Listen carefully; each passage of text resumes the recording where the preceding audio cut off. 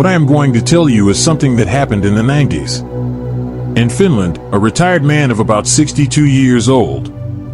He always took short walks along the roads full of snow, but one day on his way back home this man noticed something unusual because on a path he never took there were footprints that looked like those of some beast.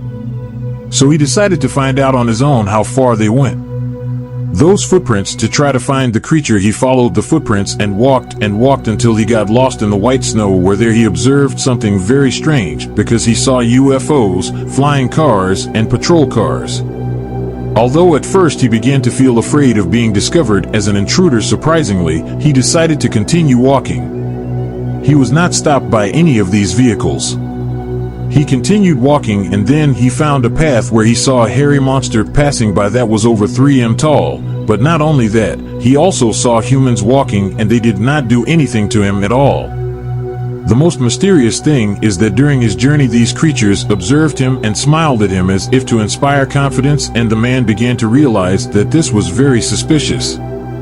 He continued walking, and that was where he found a medium-sized city with caves that were strange to him. Seeing this was impressive because he did not believe that this could exist. And of course a question that arose in that man's head was, where was he? Suddenly a guy in a cassock appeared walking in the snow and told him that that guy in a cassock would immediately resolve all his doubts.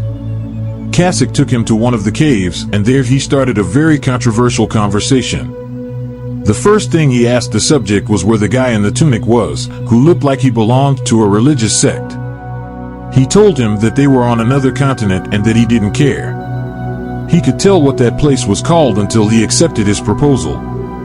The man proceeded to demand an explanation, and the man in the cassock explained that if he had arrived at this place it was because they had decided and planned it that way. That is, it had not been it was a coincidence that he had arrived there, because if he had accessed there by mistake he would already be dead.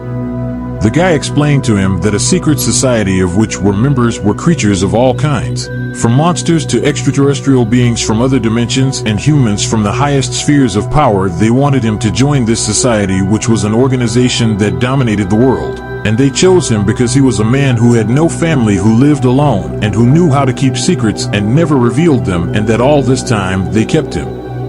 They had quickly observed the man was shocked with fear, and he said that he would not join this powerful elite, but the monk told him that if he did not join, horrible things would happen to him, because first he would be tortured, hurt, and then they would end his life by sacrificing it in a demonic ritual. So the man had no choice but to join this organization, and well, the man had to join, but meanwhile in his head he was planning how to escape from that place. The reverend in the robe told him to accompany him, but in that moment the man stood behind him and hit him, with which he managed to leave him stunned on the ground. Meanwhile he ran through the snow until he left the city and returned to the ice road, but there he ran into a monster again. Hairy man who caught him and took him back to the city. When the man woke up he was wearing a suit and was entering a temple where in the background you could see a giant alien, and that is the last thing the man remembers. Because after that he remembered nothing again, and one day he woke up and was there on the hidden continent. But this time dressed as a Buddhist monk. He did not remember anything, but the only thing he knew was that many years had passed. He says that that same day was the day he left that forbidden continent. Well, he was no longer in the city but in the mountains. It was there where he found the same footprints that had taken him to that place. So he followed her and returned home, but without remembering what he did with those people after he entered the house.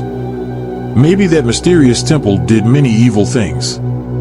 Maybe they mentally programmed him. Maybe in reality he was always part of an experiment. But leave me in the comments box what you think about this story.